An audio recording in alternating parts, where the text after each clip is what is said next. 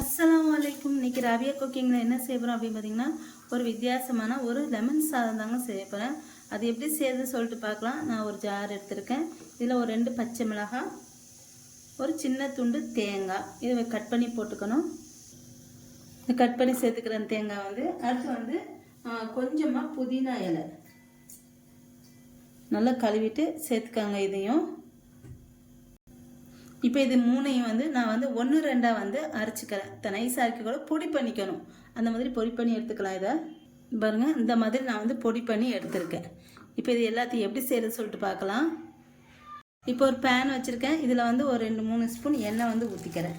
இப்போ ஊற்றிட்டு இதில் இது எண்ணெய் காஞ்சதுக்கப்புறம் கொஞ்சம் கடுகு, கொஞ்சமாக கருவேப்பிலை, கடலைப்பருப்பு, அடுத்து கடுகு கொஞ்சம், அடுத்து ஒரு 1/2 ஸ்பூன் ஜீரகம், அடுத்து துருவணி இஞ்சி ஒரு 1/2 ஸ்பூனு, அடுத்து ஒரு 2 ஸ்பூனு வேர்க்கடலை, அடுத்து கொஞ்சம் கருவேப்பிலை. இது எல்லாம் பொரியணும். இது பொரிஞ்சதுக்கப்புறம் இதில் ஒரு சின்னதாக ஒரு குடமிளகா நான் கட் பண்ணி போட்டு சேர்த்துக்கிறேன். இப்போ அடுத்து குடமிளகா,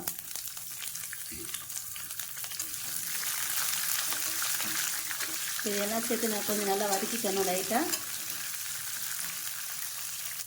இப்போ குடமிளகாய் எல்லாம் வதங்கினதுக்கப்புறம் ரொம்ப வதங்கிட வேண்டாம், கலர் சேஞ்ச் ஆகிடக்கூடாது. அதில் நம்ம அரைச்சி வச்சுருக்க பச்சை மிளகாய், புதினா, தேங்காய் சேர்த்துக்கலாம். சேர்த்துட்டு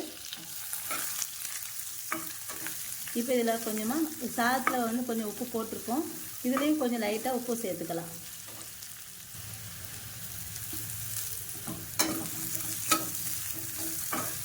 இது பச்சை வாசனை போகிறது மீடியம் ஃப்ளேமில் வச்சு வதக்கிக்கணும். இப்போ ஸ்டவ் ஆஃப் பண்ணிட்டு இதில் சாதத்தை சேர்த்துடலாம்.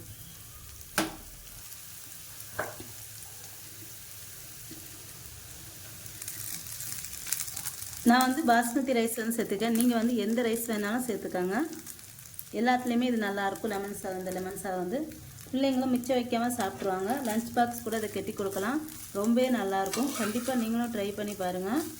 இப்போ இதை சேர்த்துட்டு இது நல்லா கிளறி விட்டுக்கிறேன். விட்டுட்டு இதில் லெமன் ஒரு பாதி லெமன் சேர்த்துக்கிறேன்.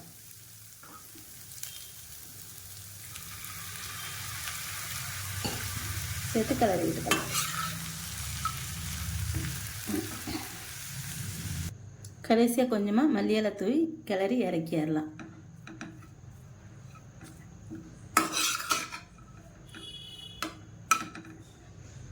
ஒரு வித்தியாசமான லெமன் சாதம் ரெடி ஆயிடுச்சு. என்னோட இந்த வீடியோ உங்களுக்கு கண்டிப்பாக பிடிச்சிருக்குன்னு நினைக்கிறேன்.